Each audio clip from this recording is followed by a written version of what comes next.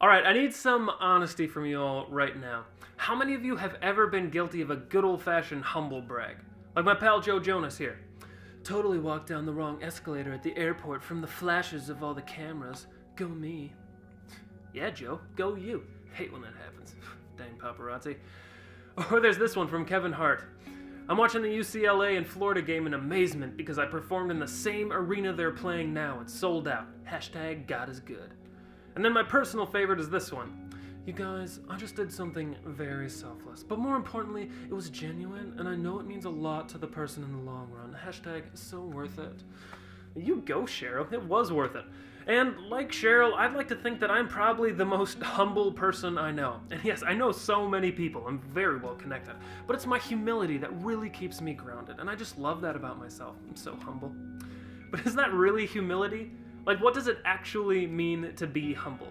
We've been talking about justice throughout this series and kind of reframing our idea of it and turning away from this idea that justice means revenge and embracing this idea that justice is making wrong things right. And like Micah 6:8 tells us, it requires love, grace, mercy, and then the last thing it says is to walk humbly with your God.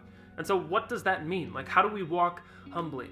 And I first want to look at an incredible example of humility named Mother Teresa. And maybe you've heard of her, but if you haven't, she was a nun and missionary in Calcutta, India.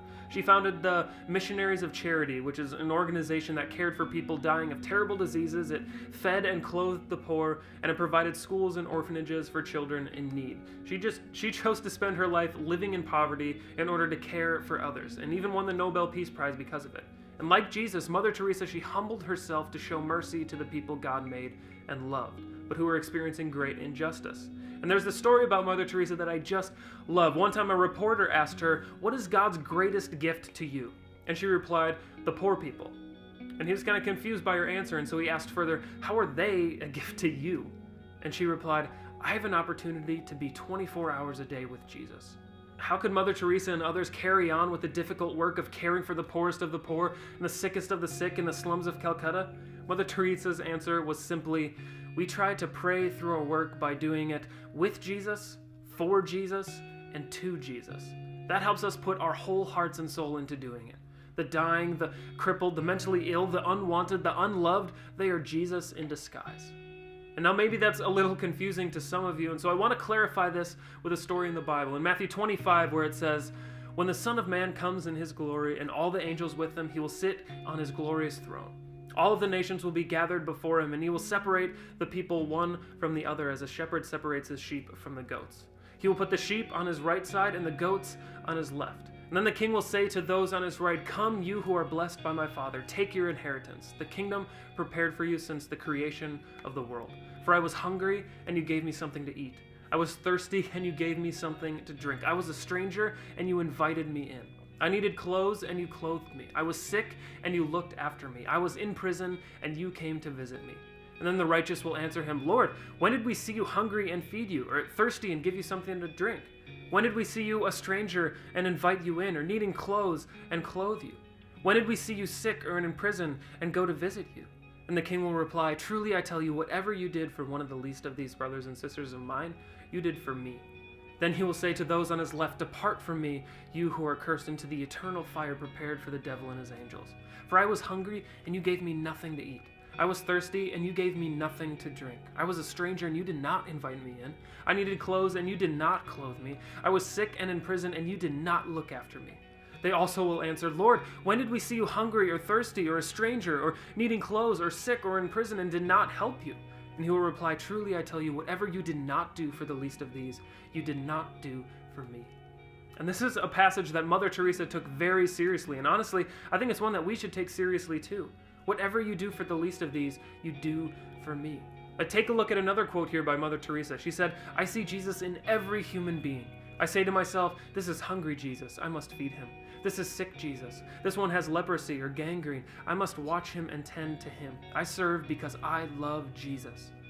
Like, what an incredible vision for life. One that I think we're called to too. Like, Jesus told us to humble ourselves in order to serve the most desperate, overlooked, and unloved people. But again, like we talked about last week, that doesn't always seem fair, right? Like, why me? Why do I have to do that? No one else is. They don't deserve it. Why should I care for them? They haven't done anything for me. But can I maybe challenge those thoughts in you today by saying this? What is it about Jesus' death on the cross that seems fair to you? Like, was it the chunks that they took out of him as they whipped him? Or the crown of thorns that they dug into his skull? Was it the betrayal of his closest friends? Or maybe it was the nails in his hands and feet hanging there suffocating, starved, dehydrated, naked, and in front of an audience? Like, the beauty of what Christ did for us is that it was the least fair thing to happen in human history. But he did it anyway. And why?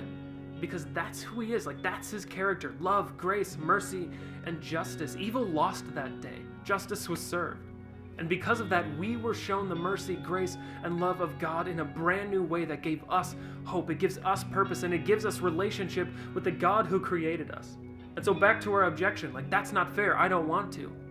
Whether it's the kid at school who is so weird that no one wants to talk to them, or the kid with special needs, the kid who's a jerk, maybe even the kid who's a jerk to you. What if instead of seeking justice through revenge and fairness, we sought justice through an explosion of love and grace and mercy? Like, that's humility. If you can get over yourself enough to see this bigger picture, that our response isn't to revenge, to get back at their evil or their mistakes, but it's to recognize that evil has already lost, and to give the people around you a picture of victory, a picture of Jesus who humbled himself when we rejected him so that we could flourish. And so what if you, like Jesus, humbled yourself and showed grace and mercy and love to the people around you, giving them a picture of hope? Like, what if we showed the people around us love like we were made of this stuff? Like, you could change their lives by pointing them to the God who humbled himself and gave you a chance to be saved. Like, that's not fair. That's grace. God's humility, it saved us. Now, what if ours could show people that?